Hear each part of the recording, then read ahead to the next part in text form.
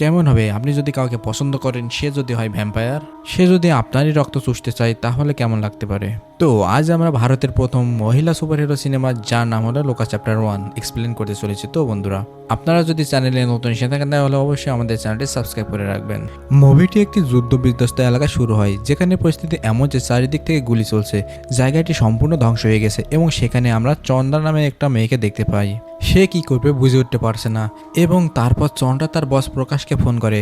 প্রকাশ যখন ফোন ধরে, সে চন্দ্রাকে কেবল একটি প্রশ্ন করে, তুমি যে ব্যাগ নিতে গিয়েছিলে তা কি তোমার কাছে আছে? যার উত্তরে চন্দ্রা বলে, হ্যাঁ আছে।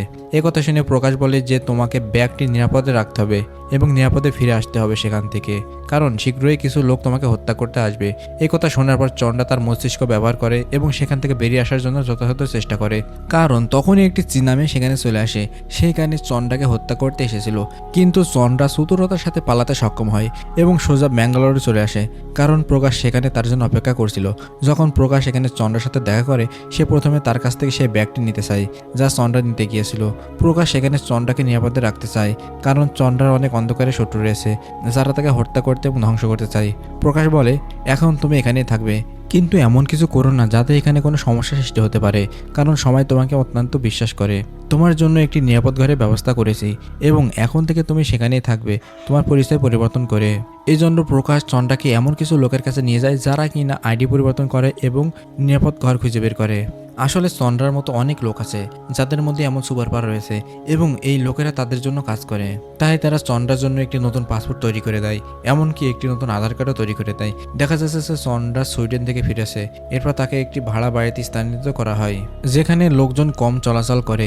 চন্দ্রা সেখানে পৌঁছানোর সাথে সাথে প্রথমে সে তার ঘর পরিষ্কার করে, কারণ এটি খুবই খারাপ ছিল। তারপর চন্দ্রা ঘরটি বসবাসের উপযোগী করে তোলে। আমরা তখন জানতে পারি যে চন্দ্রা সূর্যের আলো সহ্য করতে পারে না, এটা আসলে তার একটা দুর্বলতা। সূর্যের আলো সংস্পর্শে আসার সাথে সাথে তার শক্তি ক্ষয়তে থাকে এবং তার শরীর পুড়ে যায়। তাই প্রথমত সে সূর্যের আলো প্রবেশ করতে না দেওয়ার জন্য সমস্ত জানালা খবরের কাগজ দিয়ে ঢেকে দেয় এবং চন্দ্রা শুধুমাত্র রাতে তার ঘর থেকে বের হয়। দিনের বেলা সে ঘরের ভিতরেই থাকে। যখন সে সব জানালা বন্ধ করেছিল, সেই জানালা বন্ধ করার সময় তার প্রতিবেশী সানিকে লক্ষ্য করলো। সানি তার পাশের ফ্ল্যাটে থাকে এবং সে চন্দ্রার দিকে তাকিয়েছিল। আর কি, চন্দ্রা সানির দিকে তাকিয়েছিল। তবে আমরা পরে জানতে পারবো কেন চন্দ্রা সানির দিকে তাকিয়েছিল। কিন্তু সানি প্রথম দেখাতেই চন্দ্রার প্রেমে পড়ে যায়। সে তার বন্ধু ভেনু এবং নাজিকে এই কথা বলে। নাজি এবং ভেনুর কথা বলতে গেলে ভেনু ডাক্তারে পড়ছে, কিন্তু সে কেবল তথ্য নিয়ে পড়ে, সে ব্যবহারিক বিষয় জানে না।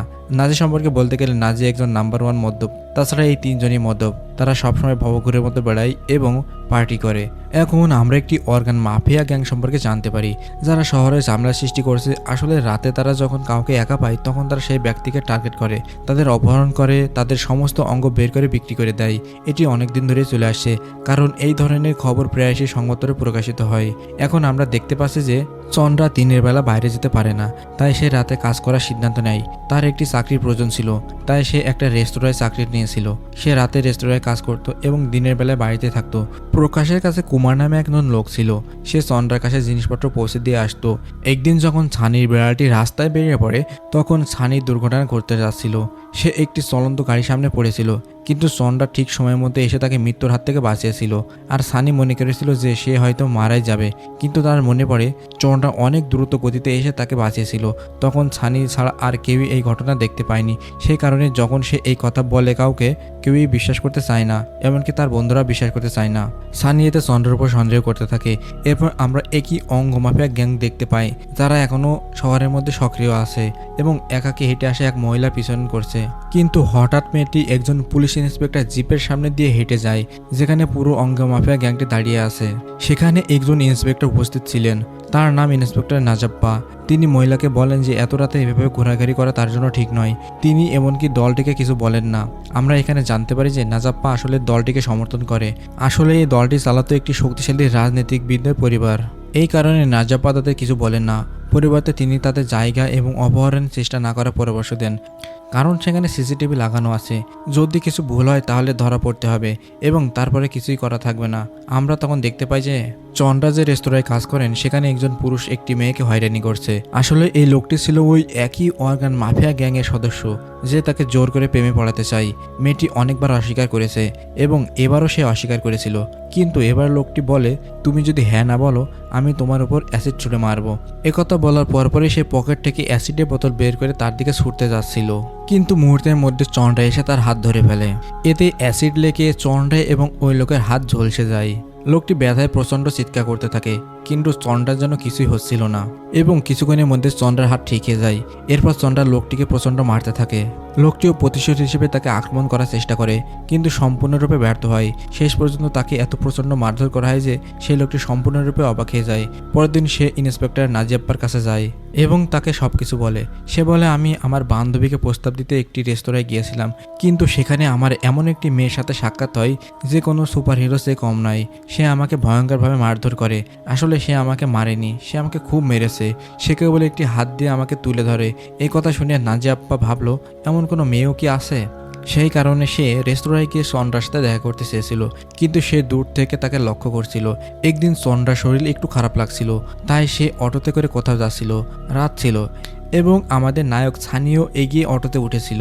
সানি সেখানে চন্দ্রের সাথে কথা বলার চেষ্টা করেছিল। সে তাকে বলছিল, হয়তো তুমি মনে রেখেছো আমরা পাশাপাশি ফ্ল্যাটে থাকি, আর তুমি হয়তো জানো আমরা প্রতিবেশী, কারণ আমি তোমাকে প্রায় জানলাতে দেখেছি। কথা বলার মাঝে সানি আগামীকাল নাজির জন্মদিন পার্টিতে চন্দ্রাকে আমন্ত্রণ করেছিল। চন্দ্রা তাতে রাজি হয়ে যায়। পরের দিন চন্দ্রা পার্টিতে আসে। দেখতে খুব সুন্দরী লাগছিল। সানির বন্ধুরা সবাই হা করে তাকিয়েছিল, যেন আগে কখনো এমন সুন্দরী মেয়ে দেখেনি। পার্টি শুরু হয়ে যায় এবং সকলে মদ পান করছিল। একটু পর সেখানে দেখা যায় নাজিয়াপ্পা চলে এসেছে। তিনি তাদের সতর্কবার্তা দেন, তাদেরকে বলেন যে এখানে কোনো ভুলভাল কাজ করবে না, খুব জোরে শব্দ করবে না। এখানে নাজিয়াপ্পা চন্দ্রাকে লক্ষ্য করে। নাজিয়াপ্পা চলে যাওয়ার পর নাজি চন্দ্রার কাছে আসতে শুরু করে। সে তার আরও কাছে আসতে শুরু করে এবং এমনকি তাকে বাড়িতেও নামিয়ে দিতে যায়। নাজি এমনকি চন্দ্রার বাড়িতেও ঢুকে পড়েছিল।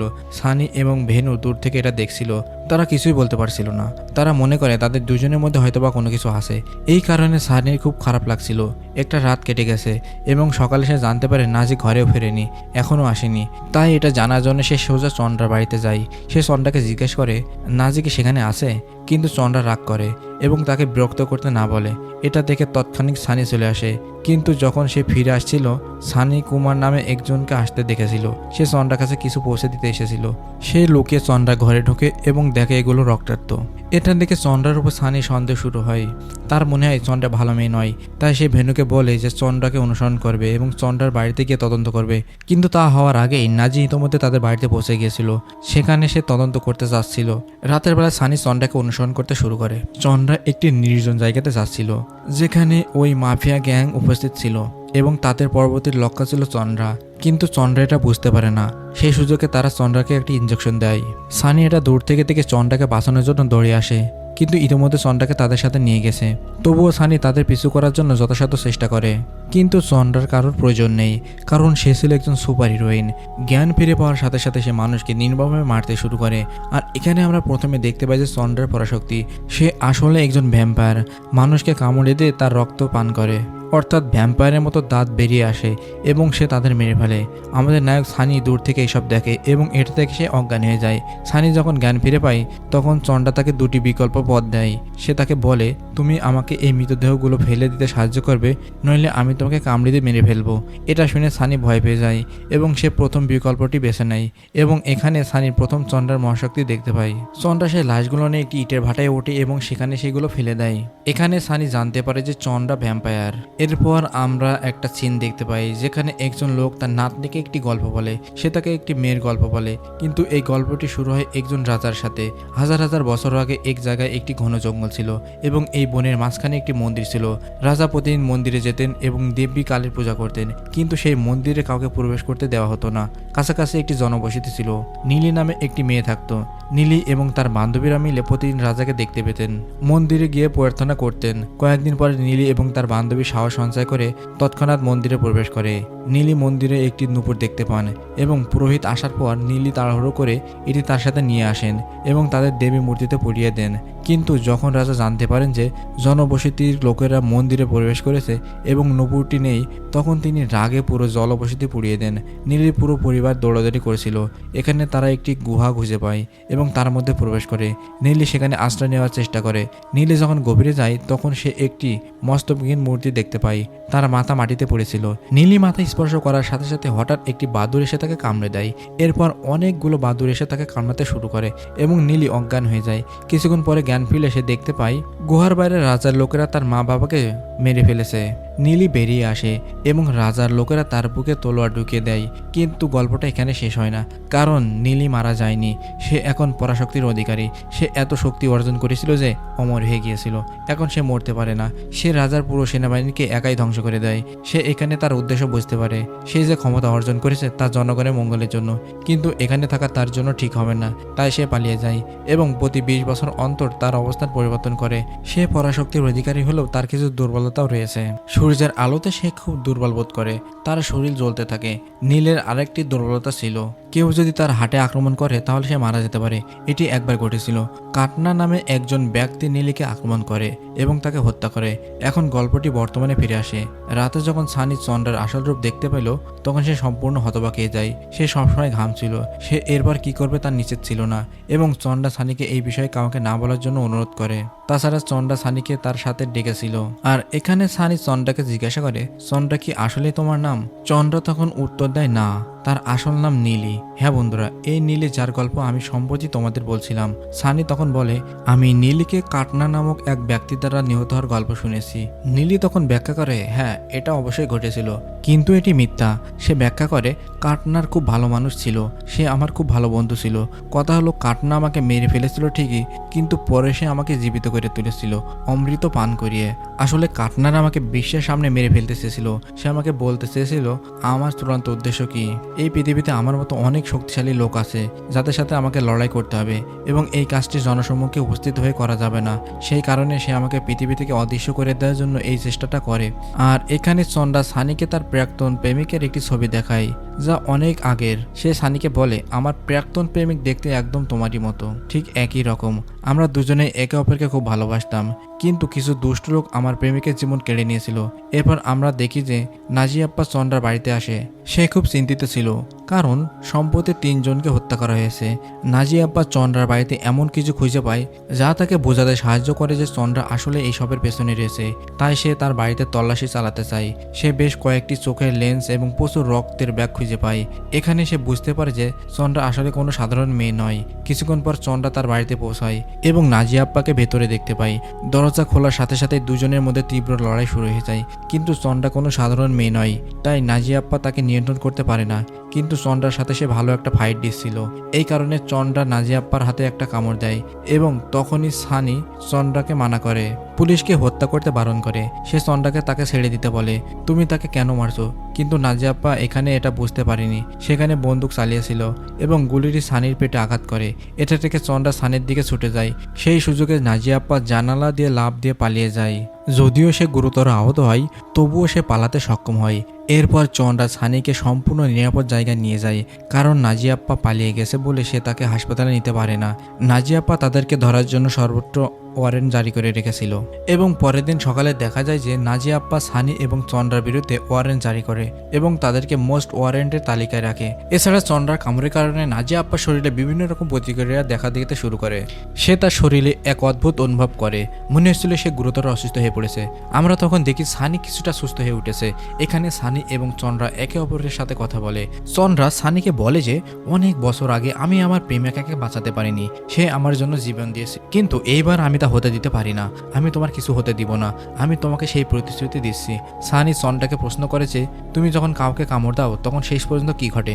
চন্দ্রা ব্যাখ্যা করে যে আমি যদি কাউকে কামড় দিই তাহলে সে মারা যেতে পারে, কারণ আমার কামড় একটি ভাইরাস প্রেরণ করে যা শরীরে প্রবেশ করে এবং এটি হজম বা সহ্য করার ক্ষমতা কারো থাকে না। একটি সুস্থ এবং শক্তিশালী শরীর প্রয়োজন রয়েছে তা সহ্য করার জন্য। আমার মনে হয় নাজিয়াপ্পার শরীর সুস্থ এবং সে আমার এই ভাইরাস শোষণ করতে পারবে। আর যদি শোষণ করতে পারে তাহলে সেও আমার মতন শক্তিশালী উঠবে। সে একজন সুপার হিরো হয়ে উঠবে এবং আমার মতো অমর হয়ে যাবে। তাকে কেউ মারতে পারবে না। তারও কিছু দুর্বলতা থাকবে, কিন্তু শুরুতে সে খুবই শক্তিশালী হবে। এরপর দেখা যায় নাজিয়া আপ্পা যখন ফ্রেশ হতে যায় তখন একটি দাঁত ভেঙে যায় এবং সেখান থেকে একটি নতুন দাঁত গজাতে শুরু করে। সে বুঝতে পারে এটা চন্দ্রা কামড়ের জন্য হয়েছে এবং তার পরের দিন সকালে আমরা দেখতে পাই যে কিছু পুলিশ চন্দ্রাকে খুঁজতে খুঁজতে সেখানে পৌঁছে গেছে। তাদের মধ্যে একজন চন্দ্রার মাথায় গুলি করে এবং চন্দ্রা সেখানেই মারা যায়। তবে চন্দ্রা অমর, সে মরতে পারে না। মাথায় গুলি লাগার কারণে সে অজ্ঞান হয়ে পড়ে এবং তারপর সেখানে একজন ব্যক্তি প্রবেশ করে, নাম টবিনো থমাস, যাকে আমরা সকলেই অনেক মালায়ালাম ছবিতে দেখেছি। তার পরাশক্তি হলো সে একজন জাদুকর। সে তার জাদু ব্যবহার করে এবং সমস্ত পুলিশকে হত্যা করে, তাদেরকে অন্য ডাইমেনশনের মধ্যে আটকে দেয়, যা ডক্টর স্ট্রেঞ্জের মতন আর কি। তারা সেই ডাইমেনশনের মধ্যে আটকে যায় এবং সেখান থেকে বেরিয়ে আসতে পারে না। তারপর টবিনো থমাস তাদেরকে একটি নিরাপদ জায়গায় নিয়ে যায়। সেখানে প্রকাশ এবং তার বেশ কয়েকজন লোক উপস্থিত ছিল। পৌঁছানোর কিছুক্ষণের মধ্যেই সেখানেও শত্রুদল চলে আসে এবং আক্রমণ করতে শুরু করে। কিন্তু এখন টবিনো থমাস আর নেই, সে চলে গেছে। কিন্তু এখন রাত হয়ে গেছে এবং চন্দ্রা এক হাতে এই লোকদের পরাজিত করছে, কেননা রাত হলে তার শক্তি বেড়ে যায়। কিন্তু তখনই আমরা দেখি নাজিয়া আপ্পাকে। সে সম্পূর্ণরূপে রূপান্তরিত হয়েছে চন্দ্রার মতো। সে এখন একজন সুপার হিরোর মতো হয়ে উঠেছে, সেও অমর হয়ে গেছে। কিন্তু এখানে চন্দ্রার চেয়ে অনেক বেশি শক্তিশালী ছিল নাজিয়া আপ্পা, কারণ সে নতুন নতুন শক্তি পেয়েছে, এজন্য তার শক্তি একটু বেশি। চন্দ্রা নাজিয়া আপ্পার সাথে লড়ে পারে না এবং সে আহত হয়ে যায়। সে এতটাই দুর্বল হয়ে পড়ে যে সে আর মারামারি করতে পারে না, সে মাটিতে লুটিয়ে পড়ে, প্রায় অর্ধমিত অবস্থা। ঠিক তখনই আমাদের নায়ক সানি চন্দ্রার দিকে এক ব্যাগ রক্ত ছুড়ে মারে। চন্দ্রা রক্ত পান করে এবং তার শক্তি ফিরে আসে। তারপর সে নাজিয়া আপ্পার বুকে আঘাত করে, কারণ সে জানে কোথায় আঘাত করলে এই ভ্যাম্পায়াররা মারা যায়। নাজিয়া আপ্পার বুকে আঘাত করার কারণে সে মারা যায়। তারপর এখানে চন্দ্রা শেষবারের মতো সানির সাথে দেখা করে। সে তাকে বিদায় জানায় এবং তাকে বলে তাদের হয়তোবা আবারও দেখা হবে কোনো একদিন। এরপর আমাদের নায়িকা চন্দ্রা চলে যায়। তারপর ছবির শেষে একটি নতুন চরিত্র দেখা যায়, যার নাম দোলকার সালমান, যার চরিত্রের নাম ইয়ামিন। সে ডেডপুলের মতো তলোয়ার দিয়ে যুদ্ধ করছিল এবং যেটা ছিল খুবই চমৎকার। এখানে সে অনেক মানুষকে হত্যা করে। তো বন্ধুরা, এই মুভিটা কেমন লেগেছে সেটা কিন্তু অবশ্যই কমেন্টে জানাবে। আর এটা আমার কাছে অনেকটা হলিউড মুভির মতো লেগেছে, যদিও কনসেপ্টগুলো আগে থেকেই রয়েছে আমাদের মাঝে, তারপরেও এটা কানাডা মুভি হিসেবে অনেক ভালো লেগেছে আমার কাছে। তাদের যে প্রেজেন্টেশন এবং সিনেমাটোগ্রাফি ছিল সেটা খুবই সুন্দর এবং বলা যায় নতুনভাবে তারা কিছু একটা করতে চেয়েছে।